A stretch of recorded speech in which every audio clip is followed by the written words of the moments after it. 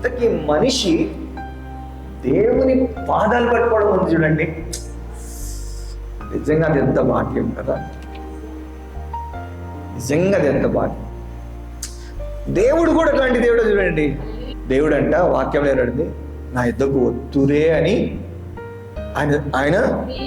ఆయన తన్ను కనపరుచుకోవాలని ఎదురు చూస్తూ ఉంటాడు. దేవుడికి ఎంత ఇష్టమో ప్రార్థన చేయడం అనేది. ఈ ప్రార్థన మనిషి నిజంగా ఎట్లా తెచ్చుకున్నాడు కానీ తాను నేర్చుకొని ఇంకొకరికి నేర్పించినాడు.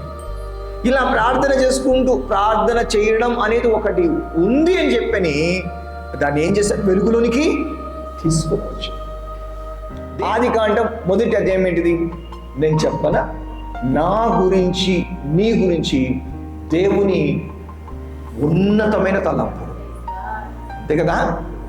నాకు ఒక సూర్యుడు కావాలని, నాకు ఒక చంద్రుడు కావాలని, నక్షత్రాలు కావాలని, నా కొరకు నదులు కావాలని, భూమి కావాలని, నా కొరకు ఈ సృష్టి కావాలని ఒక తల్లి తండ్రి బిడ్డల కోసం ఆస్తి సమకూర్చి పెట్టినట్లుగా, బిడ్డల భవిష్యత్తు గురించి ఆలోచించినట్లుగా అంత పోగేసినటువంటి దేవుని తలంపులు, దేవుని కార్యాలను చూస్తుంది మొదట. ఇక 2వ అధ్యాయంకి వచ్చే లోపలే 2వ అధ్యాయంలో ఆ మనిషిని తన కుమారుడిగా చూపించాడు. పౌలు తిమోతి గురించి చెప్తాడు ఫిలిప్పీలకి, ఒక తండ్రికి కొడుకు ఎలా సేవ చేస్తాడో అలాగా సువార్త వ్యాపకంలో ఈ తిమోతి చేశాడు అని చెప్తాడు. అదే అక్కడ ఆదికాండం 2వ అధ్యాయంలో కనపడుతుంది. దేవుడు చేసిన సమస్తము మీద మనిషిని పెట్టి మనిషికి ఆ పాలనిచ్చి ఆయన చేసి మిగిలించిన దానిని ఆదాము ద్వారా దేవుడు చేయించిన దృశ్యం. అంటే అందుకే లూకా ఏమన్నాడంటే, ఆదాము ఎవరు కొడుకు అని అడుగుతారు కదా, మామూలు వీళ్ళందరూ అడుగుతారు కదా, అడుగుతుంటారు ఈయన ఎవరు కొడుకు అంటే ఆయన కొడుకు, ఆ ఎవరంటే ఈయన కొడుకు. అదే అక్కడ ఎవరు అడగకుండానే పెట్టేసాడు అలాగా. ఇలా పైనుంచి వచ్చి మనం అడుగుతాం అని చెప్పని, సరేలే ఆ మొదటి మనిషి ఎవరు కొడుకు అని చెప్పంటే ఆ మొదటి మనిషి దేవుని కొడుకు అని రాసేసాడు. మనుషులకే ప్రశ్న బుద్ధి ఎంత వంకర ఉంటుంది చూడండి. ఇది ప్రశ్న, అది ఇంత ప్రశ్న సింబల్ ఇట్లా వంకర ఉంటుంది. ప్రశ్నను తిడతాడు, ప్రశ్న అని ఇలా ఉంటుందండి, అంత వంకర. మనిషిని ఒక నిజమైన కొడుకుగా, ఆయన కొడుకుగా చూపించిన అధ్యాయమే 2వ అధ్యాయం. అతని కోసం అన్నీ చేసి ఇంకా చేయాలని, అతని జీవితంలో మంచే ఉండాలని చెప్పని సంకల్పించిన అధ్యాయమే 2వ అధ్యాయం. మరి అంత గొప్ప తలంపులు 1వ అధ్యాయంలో, అంత దేవుని చేతి పని దాని పైన ఉంచబడము 2వ అధ్యాయంలో. ఇదంతా జరిగిన తర్వాత ఏం చేశాడు మనిషి పడిపోయి సాతాను అధికారం కిందికి వెళ్ళిపోయాడు, దుష్టత్వం కిందికి వెళ్ళిపోయాడు. అవునా? పాపము మనుషుని ద్వారా లోకంలోనికి ప్రవేశించి ఆ పాపాన్ని అందరూ చేసినందువలన మరణం అందరికీ సంప్రాప్తమైంది. ఇప్పుడు మరణించిన మనిషి ఆ మరణంలో, ఆ శాపంలో నిత్యం జీవించకూడదని తనతోనే ఉంచుకోవాలని అనుకున్నప్పటికీ, తన సింహాసనం మీద కూర్చోబెట్టుకోవాలని అనుకున్నప్పటికీ, మనిషికి ఆ నిత్యత్వం అనేది పాపములో, దేవుడు లేని జీవితంలో, దుష్టత్వంలో మంచిది కాదని ఆ ప్రేమ గలతిని కఠినంగా తోసివేసి ఖడ్గజ్వాలను పెట్టిన అధ్యాయమే 3వ అధ్యాయం. చూసారా, మనిషి ఎక్కడి నుంచి ఎక్కడికి పడిపోయాడో, ఎక్కడి నుంచో ఎక్కడికో పడిపోయిన మనిషి కోసం పరిశుద్ధాత్మ దేవుడు చూపిస్తున్న విషయాలు, దేవుడు తెరిచిన తలుపులు ఏంటో తెలుసా అండి? ఆదికాండం 4వ అధ్యాయం. దేవుని స్తోత్రం కలుగుగాక. ఆదికాండం 4వ అధ్యాయం ఆ మనిషికి దేవుణ్ణిచ్చి దేవుడు కలిగిన మనిషిగా చూపించే అధ్యాయమే 4వ అధ్యాయం. అదే ఆరాధనలో అనిపించే దృశ్యం. ఎవరు ఆరాధనలో ఉన్నారంటే వాళ్ళు దేవుని కలిగిన ప్రజలు అని అర్థం. దేవుని స్తోత్రం కలుగును గాక. ఎవరు ఆరాధించేటువంటి వాళ్ళు, ఎవరు ఆరాధికులు అని చెప్పారంటే తమను అంగీకరించిన దేవునికి నిలిచిన ప్రజలు అని చెప్పారు. మనిషికి ఇంతటి పరిస్థితి వచ్చినప్పటికీ కూడా సింపుల్ సింపుల్గా ఆత్మీయమైన క్రమం ఒకటి దేవుడు నిర్ణయించేసినాడు. అదే నెంబర్ 1 ఆరాధన. Praise the lord. దేవుని స్తోత్రంగా నాకు అనిపిస్తుంది, శాపములో నిత్యత్వము నశిస్తూ బ్రతకాలని చెప్పి దేవుడు కోరుకోలేదు. కానీ దాని కొరకు త్రోసివేసి కఠినత్వం చూపించినా కూడా ఆరాధన ద్వారా ఏం చేశాడు? వాళ్ళని ఆకర్షించి దగ్గరికి తీసుకున్నాడు. Praise the lord. దేవుని స్తోత్రం కలుగునుగా. హల్లెలూయా. చూడండి, ఈ 4వ అధ్యాయంలో ఆత్మీయ క్రమాలలో రెండవది ప్రాముఖ్యమైనది ఏంటిదంటే అదే ఆదికాండము 4వ అధ్యాయం చివరి వచనం. షేతునకు కుమారుడు పుట్టెను, అతనికి ఏనోషను పేరు పెట్టెను. అప్పుడు యెహోవా నామమున ప్రార్థన చేయుట ఆరంభమైనది. Praise the lord. ఏంటంటే అప్పుడు యెహోవా నామమున ప్రార్థన చేయడం ఆరంభమైంది. నేను ఈ విషయాలు విన్నప్పుడు పరిశుద్ధాత్మ ద్వారా చాలా సంతోషించాను. జాగ్రత్తగా వినండి, మీకు నేను చెప్పే విషయాలు చాలా జాగ్రత్తగా వినండి. దేవాది దేవుడు హేబేలుని ఆ మరణం నుంచి విడిపించిన తర్వాత కదా, మరణం నుంచి హేబేలు విడిపించబడ్డా.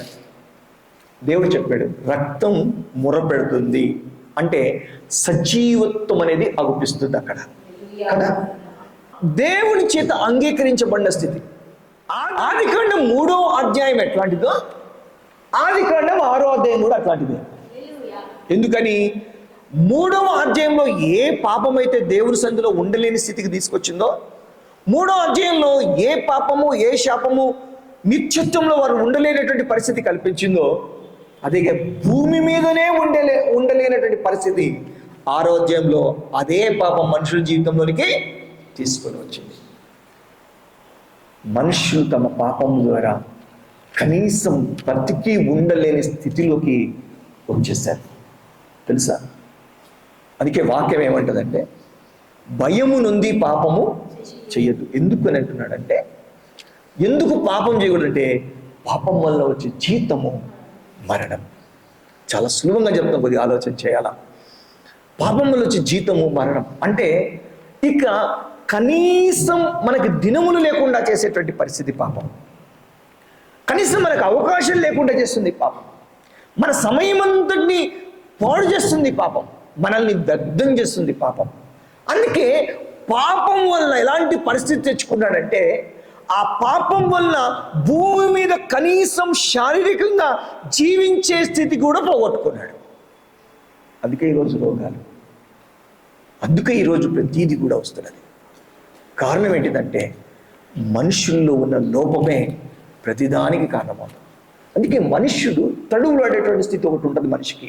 అపొస్తలుల కార్యంలో దేవుడు మనిషి తడువులాడి తెలుసుకోవాలా, తను తెలుసుకోవాలని చెప్పని పొలిమేలను నిర్ణయించినాడని చెప్పని పౌలు మాట్లాడతాడు ఎథెన్స్ పట్టణంలో. తడువులాడే స్థితి ఉంటుంది. అందుకే ప్రతి నరుని మనం గమనిస్తే లోపము లేకుండా, దోషము లేకుండా ఉండడానికి చూసుకుంటుంటాడు. ఎందుకని? ఆ దోషం అతని పొట్టన పెట్టుకుంటుందని చెప్పాను. వాళ్ళ దోషాలతో ప్రజలందరూ నీళ్ళకి కొట్టుకొని పోతే, పాపము వల్ల వచ్చేటువంటి మరణానికి కొట్టుకొని పోతే, దేవుని ప్రణాళిక ఏం కావాలి? మన పితరుల్ని మనం బైబిల్లో చూస్తే వాళ్ళు ఏడ్చడానికి శక్తి లేనంత ఏడ్చినారు, బుర్ర పెట్టిరి అని వాక్యం రాయబడింది. వాళ్ళు ఎంత కోరుకున్నారంటే వాళ్ళకున్న దుస్థితి ఎంత మాత్రమో లోపలేదండి. వాళ్ళ కళ్ళు ఆ కన్నీటి ఊటలుగా మారిపోయినాయి. వాళ్ళు ఒప్పుకోలే, వద్దు మా పిల్లలకి ఈ స్థితి వద్దు, మాకు ఈ స్థితి వద్దు, మేము ఈ బానిసత్వంలో ఉండలేము, ఈ చేయకూడనివి చేస్తూ ఉండలేము, మేము సజీవుడైన దేవుని కలిగి ఉన్నాం, ఇదిగో మా కనులు దేవుని కార్యాలు చూడాలి. ఎంత వేదన పడుతున్నారు చూడండి. వీళ్ళకి ఎంత వేదన ఉందే, ఆకాశానికి అంటే లాగా ముర్ర పెట్టారే వీళ్ళు. చాలా మంది బాధ ఆకాశానికి అంటినట్టు ఉంటుంది. మనుషులందరూ కనబడుతూ బాగానే ఉంటారు, కానీ లోపల ఆకాశాన్ని అంటే ఎంత వేదన ఉంటుంది. ఏంటి నా పరిస్థితి?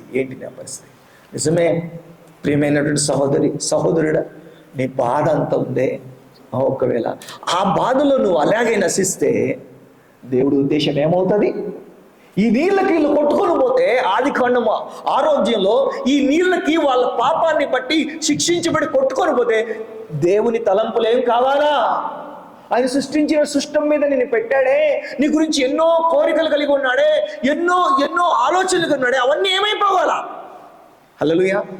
అందుకే దేవుడు ఆ పాపం వల్ల వచ్చే జీతము మరణం నుండి, ఆ యొక్క శిక్షల నుండి, ఆ రోగాల నుండి తప్పించడానికి దేవుడు ప్రవేశపెట్టిందే ప్రార్థనా జీవితం. హల్లెలూయా. ఒక్క ప్రార్థన జీవితంతో నోవాహు నీళ్ళని ఎదుర్కొన్నాడు. ఒక్క ప్రార్థన జీవితంతో నశింపుని ఎదుర్కొన్నాడు. ఒక్క ప్రార్థన జీవితంతో పాపానికి బుద్ధి చెప్పి ఏ శిక్ష అయినటువంటి ముంచేలను వచ్చేటువంటి నీళ్ళున్నాయో ఆ నీళ్ళని తొక్కి ఆ నీటి మీద నిలబడ్డాడు. పడిపోతున్న మనుషుల్ని పాడైపోవాలని దేవుడు ఎప్పుడు కోరుకోడు. అందుకే ఆ ఆత్మ ద్వారా వీళ్ళు ప్రార్థన నేర్చుకున్నారు ప్రజలు. ఎంత మంచి ఆత్మీయమైన క్రమం కదా.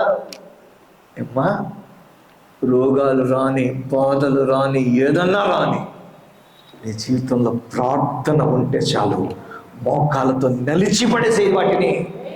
హల్లెలూయా. ప్రార్థనకి కుదరనిది ఏది ఉండదో, ప్రార్థనకి చేతగానిది ఏది ఉండదో తెలుసా? నువ్వన్నీ పోగొట్టుకున్నా, ఏమేమో అయిపోతున్నా, దేవుడు నీకు ఇలా ప్రార్థన అట్లా విసిరేస్తాడు. ఆ ప్రార్థన తాడు ద్వారా, ఆ నిరీక్షణ ద్వారా నువ్వు ఎంత లోతుకు పడిపోయినా కూడా ఎక్కి వచ్చేస్తావు. కింద నీళ్లు ఇవ్వబడ్డాయి, పైన నీళ్లు ఇవ్వబడ్డాయి. ఓ ఎన్ని జలాలు వచ్చేసి ఇంతమంది కొట్టుకొని పోతుంటే ఒక్క వ్యక్తి ప్రార్థన, ఒక్క కుటుంబం ప్రార్థన మొత్తం ఆ నీళ్ళలో లేపిందండి కదా. దేని స్తోత్రం కలుగుదా. అందుకే ప్రార్థన చేయకుండా ఓడిపోవడం కంటే ప్రార్థన చేసి గెలవడం నీకు మేలు. ప్రార్థన చేయబోయినా ప్రార్థన చేయ, ప్రభువా ప్రార్థన నేర్పయ్యా, ప్రార్థించకుండా నేను ఉండలేదయ్యా. నీ ఏమనుకుంటున్నావు? ఆమె చర్చికి బాగా వెళ్తుంది, ఆమె ప్రార్థన చేయొచ్చు అనుకుంటున్నావా? అన్న వాక్యం బాగా చెప్తాడు, మంచి ప్రార్థన ఆయన చేస్తే సరిపోతుంది అనుకుంటున్నావా? నేను ప్రార్థన చేయడానికి నాకు యోగ్యత లేదు అనుకుంటున్నావా? నో, నువ్వు తప్పు అనుకుంటున్నావు, నువ్వు తప్పుగా అనుకుంటున్నావు. ప్రార్థన ప్రారంభించబడింది ఏదో తోటలో కాదు, పడిపోయిన మనిషి జీవితంలో ప్రారంభించబడింది. ఎందుకని? పడిపోయిన మనిషిని మళ్ళీ ఆ ప్రార్థన ఏం చేస్తుంది? మేఘాల మీద తీసుకెళ్ళి దేవునితో వారసత్వంలో చేస్తుంది. అసలు లేపడానికే ప్రార్థన, విడిపోవడానికి కాదు. నువ్వు ప్రార్థన చేసి ఏం నష్టపోవు. ప్రార్థన వల్ల నీకే అవమానం ఏది ఎలాంటిది వచ్చినప్పటికీ కూడా నీ నిందకు పోదండా ఉంటుంది. ప్రార్థన చేసే బిడ్డలు తిక్కుకొరలు కాదు. ప్రార్థన చేయి బిడ్డ, ప్రార్థన చేయి. నిన్ను లేపడానికి, ఎత్తడానికి దేవుడిచ్చినటువంటి ఒక సాధనమే, ఒక ఆయుధమే ప్రార్థన. నినివే పట్టణస్థులు భయంకరమైనటువంటి పాపం, దుష్టులు ఎంత హానికరులు అంటే ఒక ప్రవక్త భయపడి అక్కడికి వెళ్ళకుండా ఎక్కడో వేరే వైపు వెళ్ళిపోయినాడు. నినివే వెళ్ళమంటే తర్షీషుకు వెళ్ళిపోయాడు. తర్షీషుకు వెళ్ళే ఓడెక్కాడు, ఆ అమరంలో పోయి నిద్రపోతున్నాడు. ఆ ప్రజలంతా దుష్టులు అని. మరి అటువంటి దుష్టులు మోకాళ్ళ మీద నిలబడినప్పుడు దేవుని కోపాన్ని తప్పించుకున్నారు. దేవుని నుండి వచ్చేటువంటి ఆ ఉగ్రతను తప్పించుకున్నారు. తెలుసా మీకు? దేవుడి నుండి వచ్చేది తప్పించుకోగలిగారంటే ఇక ఏ దాని నుండి నువ్వు తప్పించుకోవచ్చు ప్రార్థన వల్ల. ఇక ఏదైనా తప్పించుకోవచ్చు నువ్వు ప్రార్థన వల్ల. ఒక్కటే బిడ్డ ఏడుస్తూ ఉండద్దు, అక్కడే కూలిపోతుండద్దు, నిరీక్షణ లేకుండా ఉండద్దు, ఆశ లేకుండా ఉండద్దు. ఒక్కటి చెయ్యాలా? ఏంటంటే నీకు ఇచ్చిన ఒక క్రమము, ఒక దేవుని బిడ్డగా నీకు దేవుడు ఇచ్చినటువంటి క్రమము ప్రార్థన చేయాలా. హల్లెలూయా. ప్రభువు నామం బట్టి ప్రార్థన చేయవాడెవడో వాడే రక్షించబడతాడు. చూడండి, దేవుని వాక్యం మనం చూస్తే ఆయన వీళ్ళ ఏడుపు కంటే ఆయన వేదన ఎక్కువ ఉంది. వీళ్ళు ఇక్కడ ఈ బానిసత్వంలో ఈ బాధల్లో మగ్గిపోతున్నారే, వీళ్ళు కనులు మేలు చూడకుండా ఉన్నాయే, ఇట్లాంటి ఒక భయంకరమైన ఏడుపు వీళ్ళ జీవితంలో మొర్రలాగా ఉంది. అయితే ప్రియులారా చూడండి, వీళ్ళకంటే కూడా ఆ దేవునికి ఎక్కువ జరుగుతుంది. మీకు విషయం తెలుసా, బైబుల్ ఏమని జరుగుతుందంటే 63 యెషయా గ్రంథంలో వారి యావత్ బాధలో ఆయన బాధ నొందెను అని రాయబడింది. నీ యావత్ బాధలో బాధపడే దేవుడు ఒక ఆయన ఉన్నాడు తెలుసా నీకు? నువ్వు ఒక్కదానివే ఏడ్చుకుంటున్నావు అనుకుంటున్నావా? నువ్వు ఒక్కదానివే ఒంటరి అయిపోయినా అనుకుంటున్నావా? నువ్వు ఒక్కదానివే అది అనుభవిస్తున్నా అనుకుంటున్నావా? కానీ కాదు, దేవుని వాక్యం చెప్తుంది, నీ బాధలో పంచుకునే దేవుడు ఒక ఆయన ఉన్నాడు. ఏంటి, నా కుటుంబాన్ని ఎలా చూడాలనుకుంటున్నాను, ఎలా చూస్తున్నాను అనుకుంటున్నావా? నీ దేవుడు సేమ్ ఈ మనిషిని ఎలా చూడాలనుకున్నాను, ఈ కుటుంబాన్ని ఎలా చూడాలనుకున్నాను, ఎలా ఉంది ఈ కుటుంబం అని నీ బాధలో బాధలు అనేటువంటి దేవుడు ఉన్నాడు. నీ బిడ్డలు నీ నుండి దూరమైనప్పుడు నీకెంత బాధ ఉంటుందో, నీ బిడ్డలు నీతో ఉండకుంటే దేవునికంతే బాధనే. వాక్యం నువ్వు చదువుకో, 63 యెషయా గ్రంథం తీసి చూసుకో. నీ బాధలో బాధనందే దేవుడు. మామూలుగా ఏమనుకుంటారు, ప్రార్థనకి రమ్మంటే రా, ఇంత దిమాక దేవుడు అంటే గిట్టదా? ఖచ్చితంగా వాళ్ళకి ఏం కావాలా? ఇంతవరకు మంచి ప్రార్థనలు చేసి ఇప్పుడు ఏం చేస్తాడు, దేనమ్మ పొద్దుదా తిక్క కుదిరలా చూపి ప్రభా కదా. మనుష్యుని హృదయము కీడు కోరుతుంది తెలుసా. తల్లి కూడా వీడికి దెబ్బలు పడాలా అంటది కదా, కీడు కోరుతుంది. కీడు ఎప్పుడు కోరకూడదు. నిజమైన దేవుని బిడ్డలు ఎప్పుడు కీడు కోరకూడదు. ఏమండి, కీడు చూసే వాళ్ళు బాగుపడాలని అనుకుంటున్నావా? కాదు. కానీ దేవుడు అలా కాదు. ఎవ్వరి జీవితంలో కీడు అనుభవించకూడదు అని చెప్పి అనుకుంటాడు దేవుడు. ఆయన అందుకే ఆయన పరిపూర్ణుడని వాక్యం రాయబడింది. ఆయన నీతిమంతుడి మీద అనీతిమంతుడి మీద తన సూర్యుని ఉదయింపజేసి తన వర్షమును వర్షింపజేసేటువంటి దేవుడు. ఎప్పుడు మేలే తలస్తాడు. ఇదిగో ఈ బిడ్డకి చక్కని భర్త రావాలి, ఇదిగో ఈ బిడ్డకి చక్కని భార్య రావాలి, ఇదిగో ఇలా అనుకుంటే ఇలా జరిగిందా, దీన్ని మార్చేస్తాను. Praise the lord. దీన్ని మార్చేంత వరకు ఆ బాధ నాలో రగులుతుంటది. విలాప గ్రంథంలో ఉంటుంది, ప్రజలు దేవునికి వేరై ప్రజలు కొని తెచ్చుకొని ప్రజలు బాధపడుతూ ఉంటే ఆ ప్రజలలో ఒక ప్రజ అయిపోయి, ఆ యెరూషలేములో ఒక యెరూషలేం అయిపోయి పరిశుద్ధాత్మ దేవుడు విలపిస్తూ ఉంటాడు. ఆ యొక్క గొల్గొతా కొండ దగ్గర ఆ ఇర్మియా వెళ్ళి ఆ ఏడుస్తూ ఉన్నాడట, ఆ విలాప గ్రంథాన్ని రాస్తూ ఉన్నాడట. ఈ ఇర్మియాలో ఉన్న వ్యాధిని ఎవరితో తెలుసా అండి? సాక్షాత్తు మన యేసుక్రీస్తు ప్రభులు వారిది. Praise the lord. ఆ పాపములో ఉన్న ప్రజలు ఎంతవరకు వాళ్ళు దాని గురించి ఆలోచించారో, ఆ మేలు ఎంతవరకు ఉద్దేశించారో తెలియదు.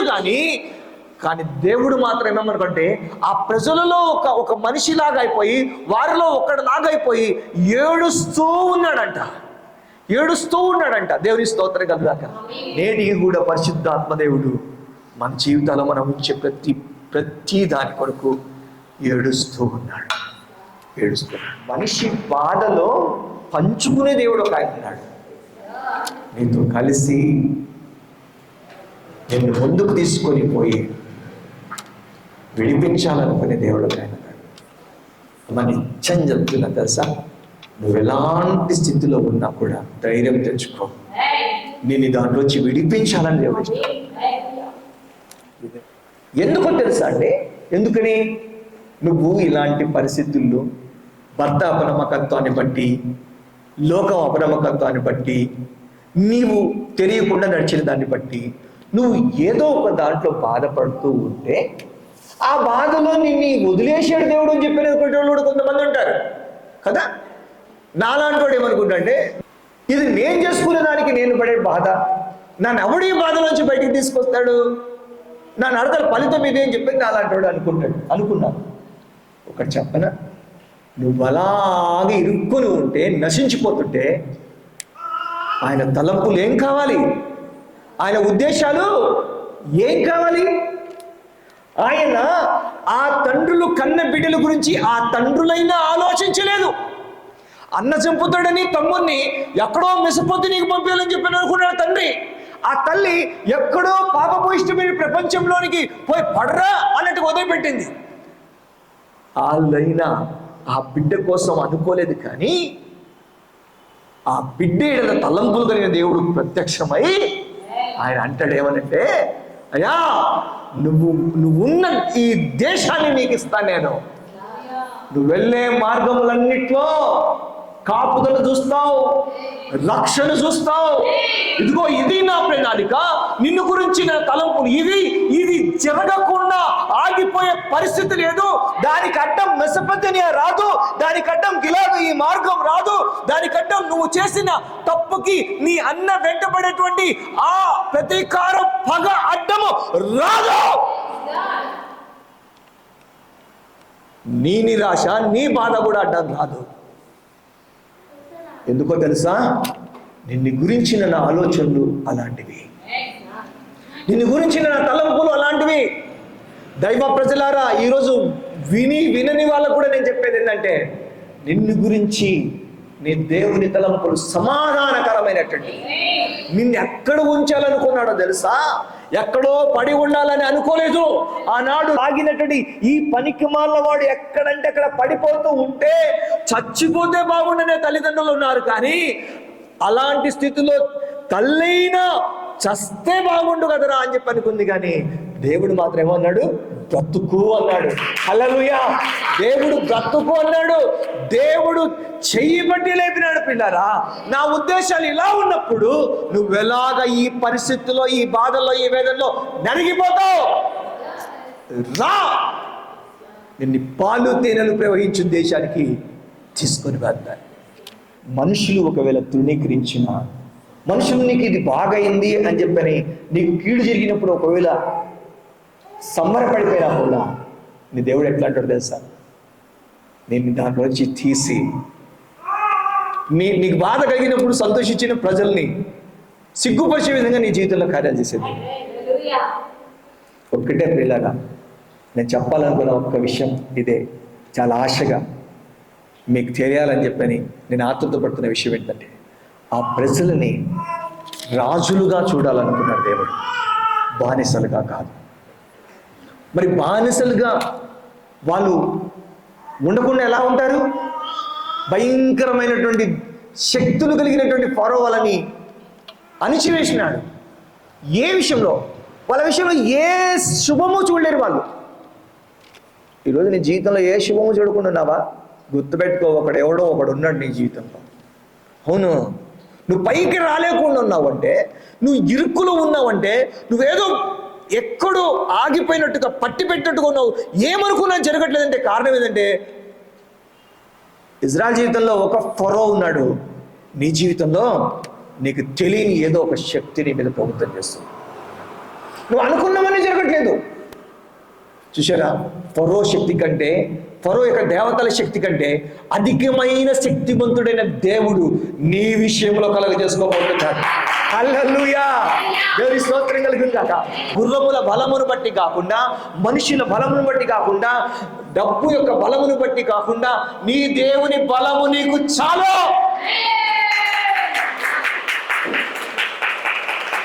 ఇదంతా మాట్లాడేటప్పుడు ఆ వీడియో ఎడిట్ చేసేటప్పుడు నా మీద కోపం వస్తుంది. కొన్నిసార్లు అభిషేకం వస్తుంటుంది.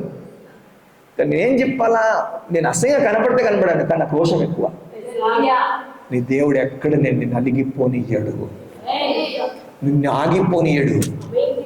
కష్టాల కడలి కాచివేసిన, శోకాలు గుండెను చీల్చివేసిన, తన చిత్తం నెరవేర్చుతాడు.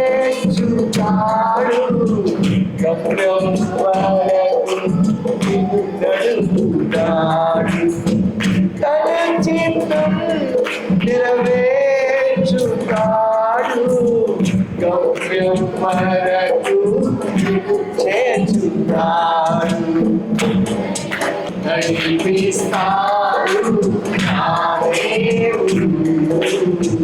శ్రమలోనైనా నిన్ను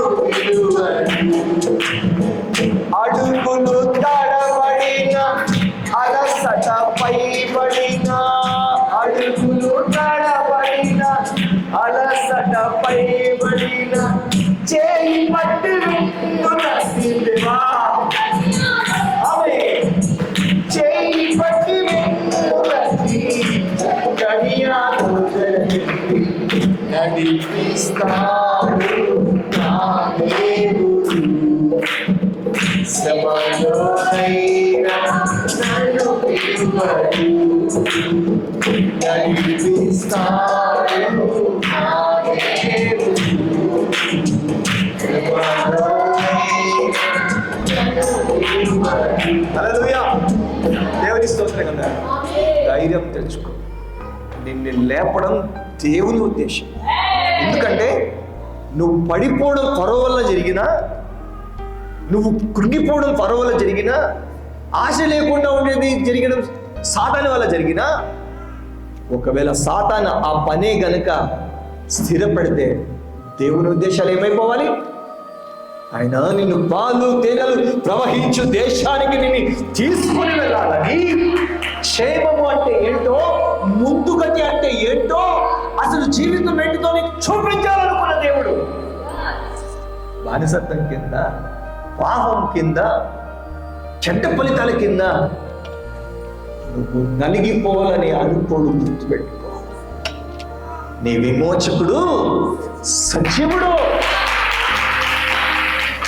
అందుకే ప్రియులారా, అందుకే మనం ఇరుక్కున్న ప్రతిసారి కూడా, మనం పడిన ప్రతిసారి కూడా దేవుడు అలా చూస్తూ ఉంటాడు. దేవుడు అలా చూస్తూ మాట్లాడి తీరుతాడు, మనస్సుని తట్టి తీరుతాడు, మనిషిని పట్టుకొని తీరుతాడు, ధైర్యపరిచి తీరుతాడు. దిగులుపడు. నా వాక్యాన్ని ముగిస్తుంది. దిగులు పడద్దు, ధైర్యం తెచ్చుకో. నిత్యను నా దక్షిణ హస్తంతో నిన్నే ఆదుకుంటాడు.